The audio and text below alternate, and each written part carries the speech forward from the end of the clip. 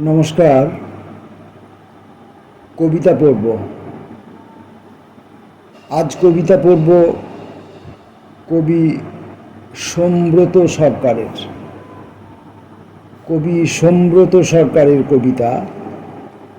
প্রথম কবিতার নাম অসতর্ক। বয়স আংটি হয়ে হারিয়ে ফেলবে তোমাকেও। আমি দুঃসন্ত, ভ্রাম্যমান আকস্মিক এসে থেমে আছি।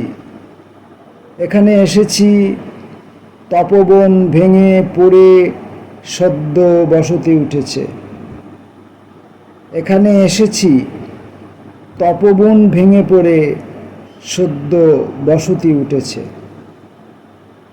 হরিণ বলতে চঞ্চল পা, সিংহ নরম হিংস্রতা ভুলে নির্ভুল নিশানা। তোমাকে বিঁধেছি চোখের তীরের কিছু যা অর্জিত। স্বাস্থ্যবান আলো এসে জুটেছে সবুজে, বোঝাচ্ছে ধু ধু মাঠ, জঙ্গল, গ্রাম। অক্ষত কম্পন রেখে থেমে আছে ভিনদেশ। পরের কবিতা প্রতিক্রিয়াশীল। সম্ভাবনা চোখের পতাকা, পথ পথ উড়েই যাও বিশেষ দিনে। আমি ঢেকে রাখি মধুতে মাখন, কথা গড়ায় মায়ের রান্নাঘর।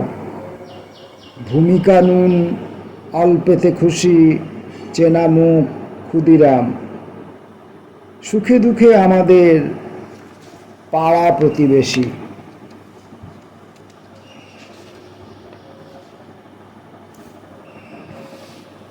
অভিভাবক। বিকেলকে পথ দেখাচ্ছে অন্ধমুনি, রামায়ণ ক্ষতি করে। টুকটাক তুলনা ধরেই চলে আসে বৃষ্টির আকাশ।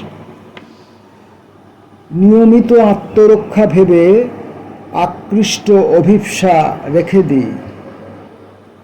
বাতায়ন থাকলেও খোলা নেই, বন্ধ জানালায় দৃষ্টি রেখে ঘোলাটে স্বপ্নের গান থেমেছিল। জানবার বিষয় একটা, এ পাড়ায় দশরথ নেই।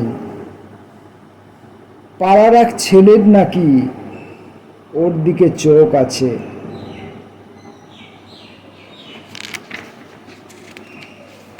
সম্ব্রত সরকারের আজকের শেষ কবিতা সম্মোহন। উদ্বেগ গিয়েছে উড়ে, পাখি জানে ঝড় এলে ডালে বসে থাকার পদ্ধতি। আমাকে দিয়েছে ঢেকে খাতা, পাতার তিমিরে লিখবার চেষ্টা। গম্ভীর বীণার গান উঠে আসে, সারিতার জ্যোৎস্না নিয়েছে। প্রতিবিম্ব সরে গেলে হাঁস ওড়ে। সরস্বতী বাহন ছাড়া বেড়াতে বেরিয়েছে। নমস্কার।